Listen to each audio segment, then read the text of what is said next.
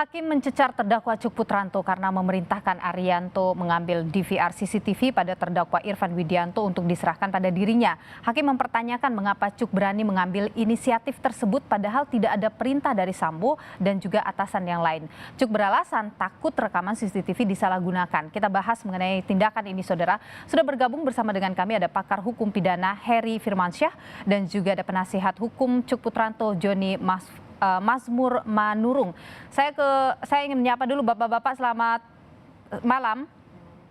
Selamat malam Mbak Nilu. Ya, harusnya ada Pak Malam. Joni juga, tapi sementara masih Pak Heri dulu. Saya ingin ke Pak Heri dulu.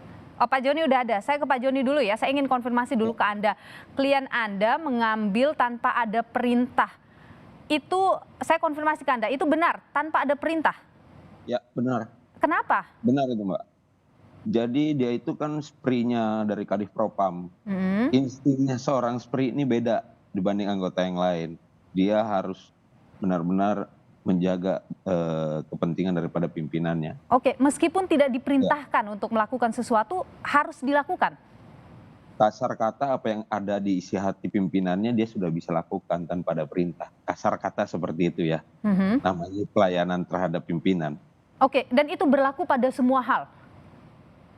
Berlaku untuk semua hal terkait dengan dinas ya. Terkait dengan kedinasannya dia. Oke, dan ini kan tidak berkaitan dengan kedinasan pribadi begitu? Ya, tapi terkait dengan hal ini kan klien saya itu dia melihat kondisi urgent, posisi juga itu terjadi pada tanggal 9 ya. Dari tanggal 8 dia sudah datang ke TKP, ke Duren 3. Di situ dia udah melihat situasi, sudah membaca, sudah mulai bertanya-tanya ada apa ini.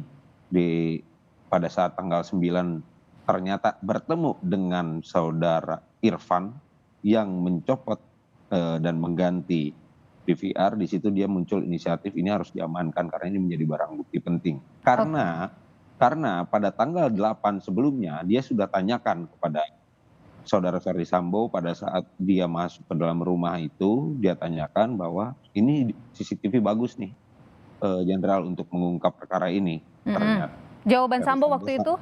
Ini sudah rusak, gitu. Ini sudah rusak, maka saudara Cuk Putranto pun tidak meneruskan untuk membuka DVR tersebut. Oke, baik. Kalau gitu saya ke Pak Heri dulu. Pak Heri, kalau mendengar apa yang disampaikan oleh Cuk Putranto, bahwa tidak ada perintah tapi tetap melakukannya, hakim sepertinya juga nampak ragu-ragu gitu dengan jawaban dari Cuk ini. Kalau Anda melihat terkait dengan situasi itu bagaimana, Pak Heri? Ya, saya akan bermain di ranah normatif ya, Nilu, bahwa hal yang tertinggi dari seorang pejabat publik ataupun mereka yang menduduki posisi strategis di Polri dan TNI tentunya adalah undang-undang ya. Iya. Aturan undang-undang itu dijalankan atau tidak. Nah, kalau semuanya atas perintah atasan, nah ini yang menjadi persoalan tadi, bahwa di mana posisi atasan dengan undang-undang tadi kan. Sedang ini kan ada kaitannya dengan tindak pidana. Maka ini ke depan harus sangat berhati-hati dalam hal itu. Bukan berarti karena sudah jadi katakanlah asisten pribadi atau ajudan pribadi dari seseorang, bisa kemudian melakukan tindakan semacam itu karena ada konsekuensi hukumnya. Kita bicara dalam konteks yang normatif, Mbak. Karena dalam konteks ini kan harus dilihat dulu apakah tugas pokok fungsinya itu sampai sejauh itu. Maka perlu batasan. Seperti kita melakukan bidang pekerjaan kan ada ruang lingkup pekerjaannya. Dan dengan demikian semuanya bisa dilakukan karena ada konsekuensi hukum yang kemudian bisa saja ditemukan dalam suatu perbuatan. Saya rasa itu. Oke, tapi Pak Heri begini, ketika tadi disampaikan bahwa itu adalah inisiatif karena ada apa ya? Karena dia SPRI, kemudian ada upaya untuk melindungi atasannya begitu. Anda yakin dengan itu? Anda yakin dia melakukannya tanpa ada perintah? Ya, ini yang memang harus digali ya, bahwa keterangan yang dari Pak Cuk ini kan tidak berdiri sendiri. Ada saksi lain, ada kesesuaian alat bukti yang harus digali dan dicocokkan dalam hal ini ya, sehingga fairness-nya ada begitu ya. Jangan sampai sepihak dari Pak Cuk saja. Itu yang perlu digali oleh hakim, dan saya rasa dalam setiap persidangan hakim sudah menandai mana yang ada kaitannya dengan terdakwa A, terdakwa B, dan seterusnya.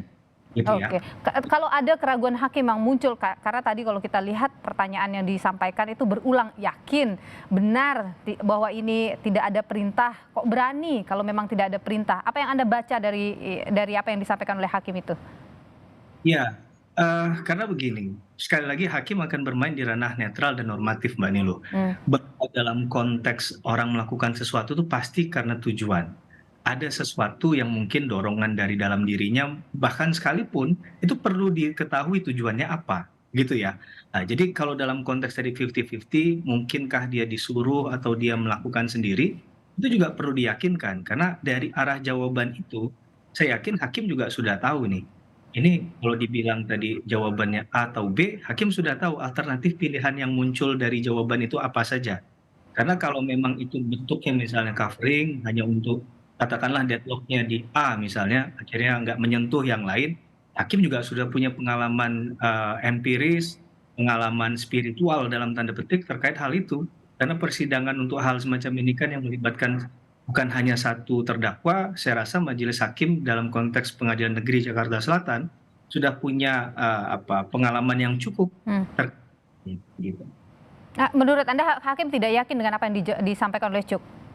Kalau ditanya berkali-kali secara tafsir ya, tafsir pribadi saya Oke, rasa baik.